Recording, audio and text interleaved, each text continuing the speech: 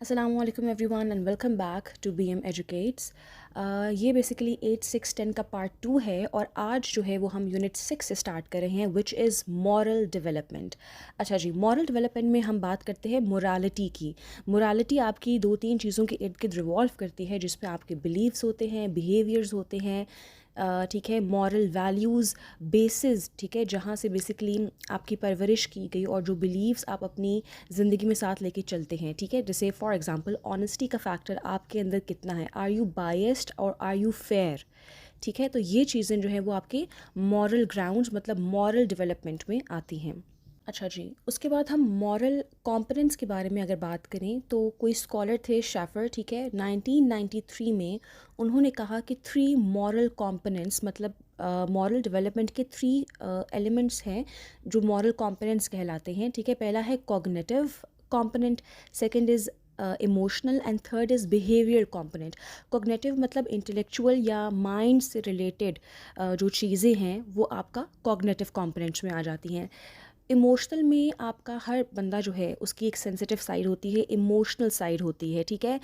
Thinking not with the brain but with the heart is emotional component.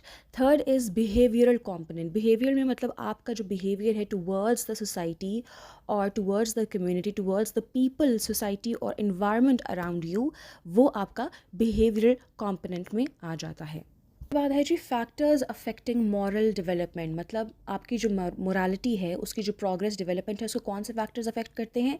Family affect करती है, family, school, आपका pair group मतलब जिन लोगों के साथ आप उठ बैठ रहे हैं, सोसाइटी एंड कल्चर, जिस सोसाइटी में मतलब आप रह रहे हैं सिंस योर चाइल्डहुड, ठीक है। जो कल्चरल नॉर्म्स आप देख रहे हैं, कल्चरल नॉर्म्स मतलब कि जो ट्रेडिशंस होते हैं वो जो आप देख रहे हैं, फिर आपका एज, आपका जेंडर, ये सारी जो चीज़ें हैं वो फैक्टर्स जो अफेक्ट करते हैं आपकी मोरालिटी, आपके मॉरल डेवलपमेंट को। मॉरल डेवलपमेंट की इम्पॉर्टेंस क्या है या मॉरल डेवलपमेंट इम्पॉर्टेंट क्यों है। देखें, मैं जनरली इसको एक्सप्लेन करने वाली हूँ कि जब तक आपके अंदर वो मोरालिटी वाला फैक्टर नहीं होता ना, राइट और रॉन्ग का कॉन्सेप्ट आपके अंदर नहीं आ सकता। हाँ, अगर तो देखिए आपको ये पता है कि दिस इज़ राइट और आपने फेयर होना है, आपने स्टैंड लेना है, तभी वो मोरालिटी वाला फैक्टर है तो आपने उस चीज़ के लिए स्टैंड लिया या उस चीज़ के लिए फ़ाइट किया, ठीक है। तो ये difference, distinction between right and wrong का जो है ये आपको मॉरल मॉरल डेवलपमेंट ही जो है वो आपके अंदर लाती है, तो इट इज़ वेरी इंपॉर्टेंट, ठीक है। अच्छा जी, ये अब बहुत इंपॉर्टेंट थेरीज़ हैं रिलेटेड टू मॉरल डेवलपमेंट। पहले है जी जेन पियागेट्स की थेरी, ठीक है। हमें एक थेरी दी जिसमें 2 मेन एलिमेंट्स हैं, एक है हेट्रोनोमस मोरालिटी, दूसरा है ऑटोनोमस मोरालिटी। हेट्रोनोमस में क्या होता है कि जी जो बच्चे हैं, ठीक है, उनके जो रूल्स और नॉर्म्स वैल्यूज़ हैं वो बिल्कुल फिक्स्ड है, क्योंकि आपने बच्चों को ट्रेन ऐसे किया होता है, ठीक है। उनके अंदर ये अंडरस्टैंडिंग ही नहीं होती कि हम ये रूल ब्रेक कर सकते हैं या ये रूल फिक्स हो सकता है। उनके लिए वो रूल्स ही हैं, दे आर अनब्रेकेबल, ठीक है। और उनका जो एक प्रोसेस होता है सोचने का वो होता है कि जी अगर हम ये गलत करेंगे तो हमें पनिशमेंट मिलेगी, ठीक है, और अगर हम ये अच्छा करेंगे तो हमें इंसेंटिव या कोई अच्छी चीज़ मिलेगी, ठीक है। उन रादर देन मतलब एक होता है ना कि जो उनकी जजमेंट्स होती हैं, मॉरल जजमेंट्स, वो कॉन्सिक्वेंसेस पे बेस्ड करती हैं। वही बात कि बेटा अगर आपने ग्लास टेबल के कॉर्नर पे रखा तो वो टूट जाएगा, दैट्स द कॉन्सिक्वेंस। ग्लास नीचे रखा तो वो गिर जाएगा, कारपेट गीली हो जाएगी, दैट्स द कॉन्सिक्वेंस। तो बेसिकली ये आपका है हेट्रोनोमस मोरालिटी। ऑटोनोमस मोरालिटी में बच्चों को ये चीज़ आ जाती है विद टाइम कि रूल्स मतलब चेंज हो सकते हैं और वो दोबारा भी बनाए जा सकते हैं, ठीक है। क्योंकि उनके अंदर आहिस्ता आहिस्ता वो अंडरस्टैंडिंग डेवलप हो रही होती है कि हाँ अब हम चीज़ों को समझ रहे हैं। अगर अम्मा ने मना किया है कि बेटा ग्लास कॉर्नर पे नहीं रखना तो मैं नहीं रखूँगा, मैं मिड में रखूँगा। ये अंडरस्टैंडिंग विद टाइम आती है और ये आती है आपकी ऑटोनोमस मोरालिटी में। उसके बाद है जी लॉरेंस कोलबर्ग्स थ्योरी। वो कोलबर्ग कहता है कि जो मॉरल डेवलपमेंट है वो लोगों को 3 स्टेजेस में समझ आती है या 3 स्टेजेस में उनकी ज़िंदगी में वो मॉरल डेवलपमेंट आती है, ठीक है। लेवल 1 जो है वो है प्री कन्वेंशनल रीजनिंग। मतलब प्री कन्वेंशनल मतलब कि नॉन ट्रेडिशनल जो एक स्टाइल होता है पहले वाला कि पनिशमेंट और ओबीडियंस वाला, कि ये करेंगे तो आपको पनिशमेंट मिलेगी, ये करेंगे तो आपको इंसेंटिव मिलेगा, वो वाला कॉन्सेप्ट लेवल 1 में आता है। इंडिविजुअलिज्म एंड पर्पस, कि बेटा आप जो भी चीज़ कर रहे हैं उसका पर्पस क्या है, उसका कोई गोल सेट किया है कि नहीं किया, ये सारा आपका लेवल 1 में आ जाता है, ठीक है। Level 2 is about conventional reasoning, pre conventional and then conventional. Conventional normally is like traditional, ठीक है, reasoning. Interpersonal norms and social system morality. Interpersonal norms, देखिए हम बात करते हैं इंटरपर्सनल।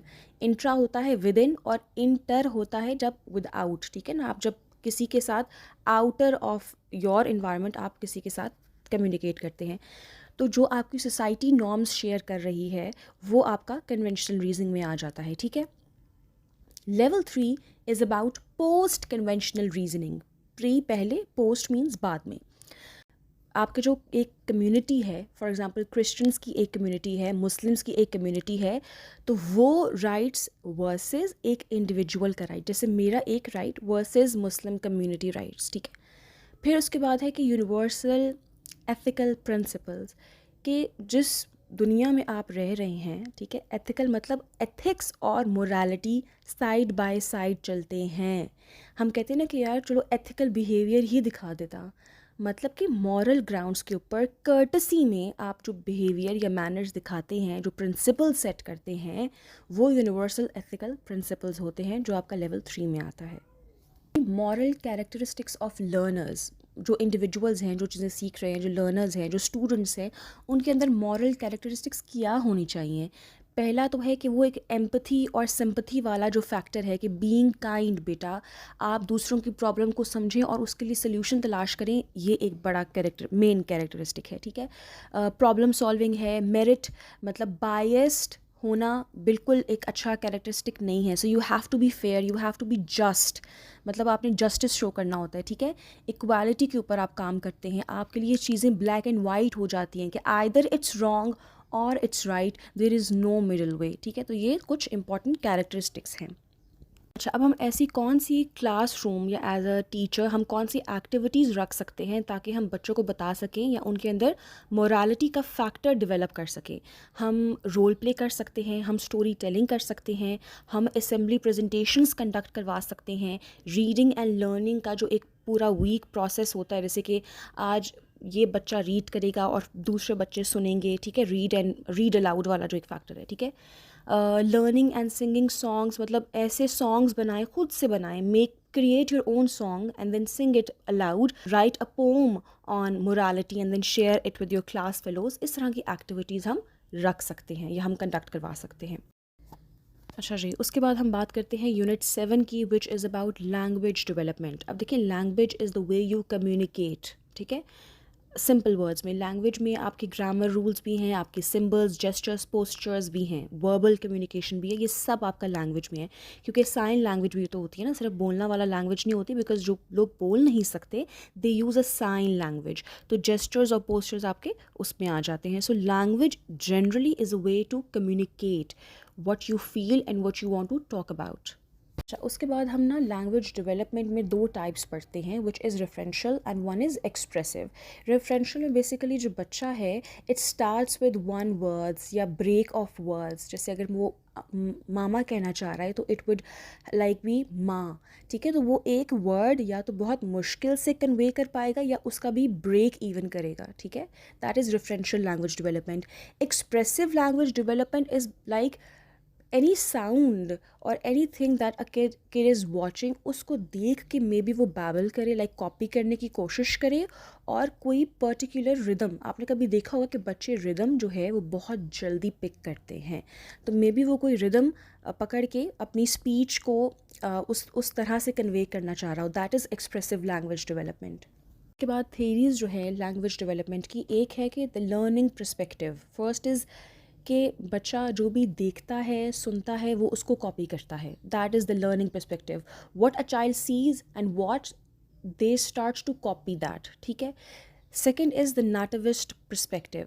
नाटिविस्ट पर्सपेक्टिव में हम कहते हैं कि नाटिविस्ट नेचुरली से हम एसोसिएट कर रहे हैं कि हम सारे या even the kids, they are naturally in built है उनके अंदर चीज़ें सीखना, to learn language, to learn development, ठीक है। थर्ड इज़ इंटरएक्शनिस्ट पर्सपेक्टिव, मतलब बायोलॉजिकली भी और सोशली भी हम लैंग्वेज डेवलपमेंट के लिए बने हैं या हमने सीखनी ही सीखनी है। एक तो है ना कि हम पैदा हुए हैं और हमें सिखाया जाता है बेटा ये बोलो, बेटा ये बोलो, वो तो हमें फ़ीड किया जा रहा है। बट जब हम बड़े होते हैं तो हम सोसाइटी को देखते हैं and then we start to see अच्छा कौन कैसे बोल रहा है, उसको हम कॉपी करते हैं। तो वो आपको सोसाइटी भी साथ साथ सिखा रही है। करते हैं कंपोनेंट्स ऑफ लैंग्वेज के ऊपर, ठीक है। पहला है आपका फोनेम, मतलब इसको हम फोनिक्स भी कहते हैं। बेसिकली बहुत बेसिक यूनिट होता है, ठीक है, स्मॉलेस्ट यूनिट जो होता है, एक साउंड होती है।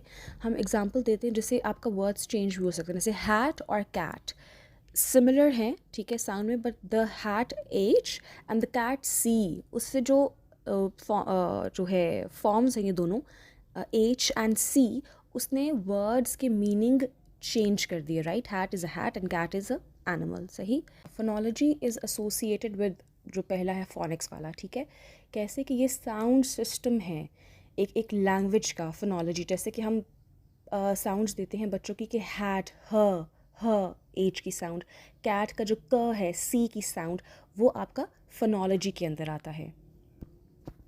मोफोलॉजी में बेसिकली हम बच्चों को स्ट्रक्चर ऑफ वर्ड सिखाते हैं कि एक वर्ड का स्ट्रक्चर कैसे है और उसका मीनिंग क्या है। एग्जांपल दे रही हूँ, जैसे हैप्पीनेस है, अगर हम हैप्पीनेस के स्टार्टिंग में अन लगा देते हैं तो वो अनहैप्पीनेस है। तो un means not, that means that is a structure of a particular word, ठीक है। तो इस तरह ये मोफोलॉजी कहलाता है। सिंटैक्स में हम सेंटेंस स्ट्रक्चर बच्चों को सिखाते हैं कि how to arrange words to form phrases and sentences, कि फुल स्टॉप कहाँ लगना चाहिए, आपने सेंटेंस कैसे स्टार्ट करना है, वो एंड कैसे होना चाहिए, फॉर्मेशन में कैसे होना चाहिए, ये सारी चीज़ें हम सिंटैक्स में सिखाते हैं। देन वी हैव सेमांटिक्स, मतलब कि जो सेंटेंसेस या वर्ड्स आपने ऊपर क्रिएट किए हैं उनका मतलब क्या है, the meaning of words and sentences you have created, that is in semantics. उसके बाद लास्ट है प्रैग्मेटिक्स, मतलब हम बच्चों को सिखाते हैं बेटा कि जो आप लैंग्वेज यूज़ करते हैं, what is the use of the language in social context, मतलब the social use of the language. अगर मैं आपको बोलूँ नाइस जॉब और good job, what does that mean, उसका मतलब है कि आपने अच्छा काम किया है, एक शाबाशी वाला एलिमेंट है। तो बेसिकली कॉन्टेक्स्ट कैसे इन्फ्लुएंस करता है लोगों पे, वो हम प्रैग्मेटिक्स में सिखाते हैं। फैक्टर्स जो इन्वायरमेंटल जो है आपका इन्फ्लुएंसेस ऑन लैंग्वेज, मतलब इन्वायरमेंटल के ऐसे क्या फैक्टर्स हैं जो आपकी लैंग्वेज को मुतासर करते हैं या इन्फ्लुएंस करते हैं। फर्स्ट इज़ आपका सोशल इंटरेक्शन, के सोसाइटी के साथ आपका इंटरेक्शन किस हद तक है, किस लेवल तक है, आपको लैंग्वेज का कितना एक्सेस है, आपकी सोसाइटी और कल्चरल बैकग्राउंड क्या है, एक अर्बन सोसाइटी है, रूरल सोसाइटी है, क्या है, ठीक है। आपका स्टेटस क्या है उस सोशो इकोनॉमिक वर्ल्ड में या सोसाइटी में, आपका क्या स्टेटस है, लोअर है, मिड है, हायर है, अपर है, क्या है। टेक्नोलॉजी का यूज़ आपका कैसा है, physical environment, family structure and then geographical location, मतलब अर्बन एरिया और रूरल एरिया को हम जब डिफ़ाइन करते हैं, मतलब विलेज लाइफ है, सिटी लाइफ है, वो आपका जियोग्राफिकल लोकेशन में आ जाता है। तो दीज आर द फैक्टर्स जो आपकी लैंग्वेज को इन्फ्लुएंस करते हैं। यूनिट 8 जो है वो है human learning and classroom teaching. Learning का मीनिंग और नेचर क्या है, what is learning. Learning basically एक प्रोसेस है जिससे आप चीज़ें सीखते हैं कि आपको एक चीज़ कैसे करनी है, ठीक है, और how to set your goals and then achieve your goals, ये सारा आपका लर्निंग में आता है। उसके बाद लर्निंग जो है, जो डेफिनेशन है, बहुत सारे स्कॉलर्स ने इसको डिफरेंट तरीके से परसीव किया है और उसकी डेफिनेशंस बताई हैं। कुछ लोगों के लिए ये एक होता है कि ये एक परमानेंट मोडिफिकेशन, मतलब लर्निंग एक परमानेंट चेंज है, क्योंकि हर बारी में, हर टाइम में, हर फेज़ में लर्निंग चेंज होती है। लर्निंग एक जैसी नहीं रह सकती, it is not static, it is flexible because it changes with time, ठीक है। और आपको लर्निंग फ़िज़िकल एक्टिविटी से लेकर बैठ के लेक्चर सुनने तक किसी भी चीज़ से हासिल हो सकती है, and it shapes the environment जहाँ पे आप रह रहे हैं, ठीक है। और लर्निंग आपको भी विद टाइम अडेप्टिव और फ्लेक्सिबल बना देता है, ठीक है। अच्छा जी, उसके बाद जनरल कैरेक्टरिस्टिक्स ऑफ लर्निंग क्या हैं, कि लर्निंग इज़ एडजस्टमेंट मतलब वो एक फ्लेक्सिबल है, लर्निंग ग्रोथ या डेवलपमेंट की बात करता है, आपका जो एक एक्सपीरियंस है जनरल लाइफ में उसकी बात करता है। इट सेट्स द पर्पस, आपको टारगेट अचीव करने में लर्निंग ही आपको गाइड करता है। And it is always active, passive mode में लर्निंग काम नहीं करती, लर्निंग हमेशा एक्टिव मोड में की जाती है। इट सेट्स अ बाउंड्री जहाँ पे आप कह देते हैं कि you have to think out of the box, मतलब क्रिएटिव साइड भी आपकी दिखाता है, ठीक है। लर्निंग जहाँ से आप सीख रहे हैं, वो जो इन्वायरमेंट है वो भी बड़ा मैटर करता है कि किस इन्वायरमेंट में आप वो पर्टिकुलर चीज़ यू आर लर्निंग। उसके बाद 3 लॉज हैं कि लॉज ऑफ लर्निंग। एक है कि लॉ ऑफ रेडीनेस, कि वो एक्टिवनेस की बात है कि हम पैसिव मोड में नहीं, हमेशा एक्टिव मोड में हम चीज़ लर्न करते हैं, that's a law of readiness. Law of exercise, जो आपने चीज़ लर्न की उसको कितना आपने इम्प्लीमेंट या यूज़ किया, वो लॉ ऑफ एक्सरसाइज आ जाता है। लॉ ऑफ अफेक्ट, मतलब कि जो चीज़ आपने सीखी है उसका अफेक्ट किया है आपके ऊपर, आपके काम के ऊपर, आपके गोल के ऊपर, ठीक है, that is law of affect.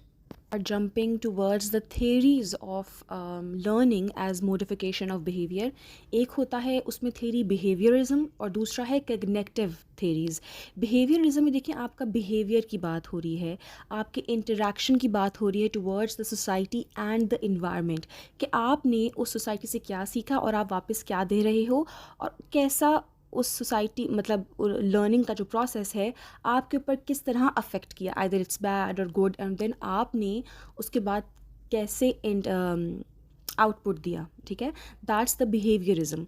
Then if you talk about cognitive theories, तो कग्नेटिव में मतलब कॉग्निशन, आपका mind set, intellectual mind set, या वैसे जो आपका जो भी चीज़ें आपके ब्रेन से जा रही हैं, प्रोसेस हो रही हैं, वो कग्निटिव थ्योरीज के अंदर आता है, ठीक है। फैक्टर्स जो हैं वो कौन से इन्फ्लुएंस कर रहे हैं लर्निंग में as a modification of behaviour.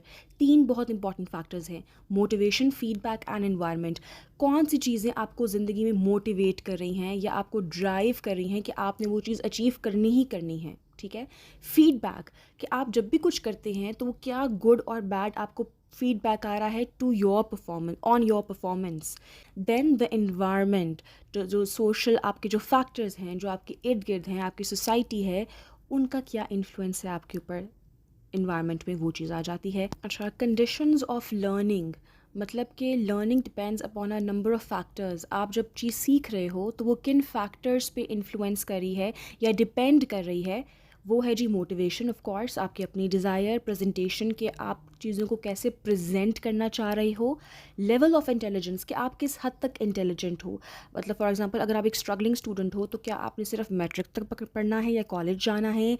अगर आप सुपर इंटेलिजेंट हो तो क्या आपने पीएचडी के लिए पढ़ना है कि नहीं पढ़ना, वो लेवल ऑफ इंटेलिजेंस है।